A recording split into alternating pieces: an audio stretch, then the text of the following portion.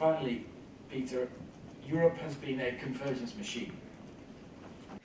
After 5 years of work at every level to correct the fiscal, financial, and external imbalances that led to the crisis and reinforce fiscal and financial institutions, the euro area is beginning to show signs of recovery. Despite these actual not only signs but achievements, growth is still weak and very uneven.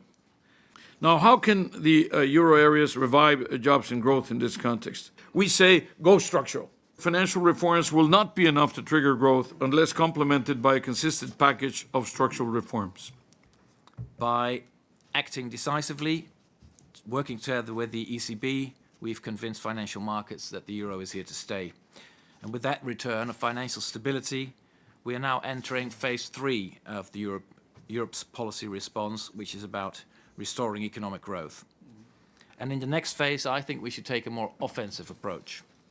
First of all, we can strengthen growth in the Eurozone if we jointly work on competitiveness. And secondly, parallel to specific national policy changes, coordinated joint reforms with single standards can push our agenda further. The environment continues to be very challenging, and I'm sure that the market pressure that some have alluded to will continue to be present. So this is more than anything, we need to see what we have done well so that we continue to pursue those more positive trends. But we also must be very much aware that this situation will continue to be challenging and somewhat fragile for quite a long time. And we will need to persevere on this effort to consolidate. The fiscal discipline that we have to impose will have to be a feature that will be with us for many years to come. I would like to see more emphasis on growth in the strong European economies who have been running surpluses. I would like to see a greater availability of credit, because as we grow and as we move to grow in excess of 3%, we need the fuel to fund it, to drive the economy, and the fuel that drives the economy is credit. And while the banking union will contribute a lot, and we're absolutely committed to the banking union and hope it's put in place at the earliest possible date, we need non-bank credit as well in Europe. We need separate budgeting to deal with the issue of youth employment, and it has to be significant, and it has to be addressed as a particular problem which is going to affect the stability of many a democracy across the 28 European Union countries. We are convinced that we have to reduce the fiscal deficit. That's inevitable, but simultaneously that we have to do that, at the correct pace, with the correct rhythm. In the case of fiscal policy, we have not been much consistent and predictable. Now I think that we have taken the proper approach, and I think that this is going to give rise to much more credibility to the fiscal policy that is vital in this context. We all know what we need to do, but we don't know how to get reelected once we do it. How hard has that been for you and your government in Portugal, particularly given the tenuous state of the coalition right now? It is important to show results. It is important to continue to adjust course as needed. It is important also to give people expectations that things will improve, as they are indeed improving. But it is very important to tell people that it's not going to go back to what it was, because there's nothing to go back to. That doesn't exist anymore.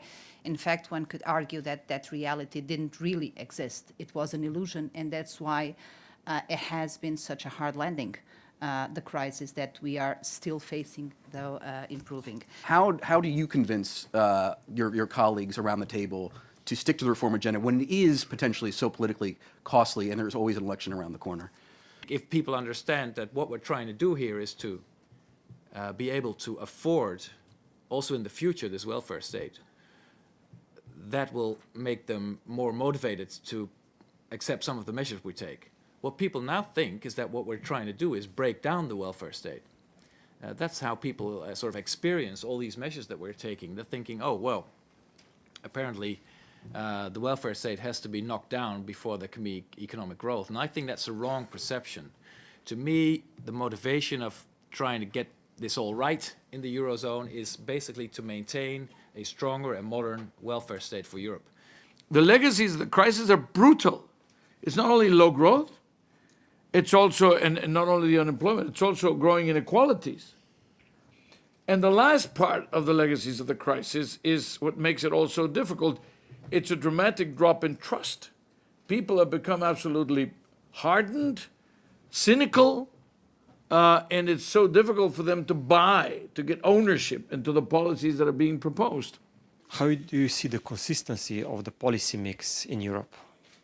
Over the course of the crisis, we've perhaps not been consistent, but then there were very few people at the beginning of the crisis that knew what the size and the impact of the banking crisis was going to be in Europe, for example, and how that would affect the sovereign financial position. The reforms, okay, where did you stop reforming? Where did you become complacent, or where did you fall in line for the next election? Okay, pick it up from there.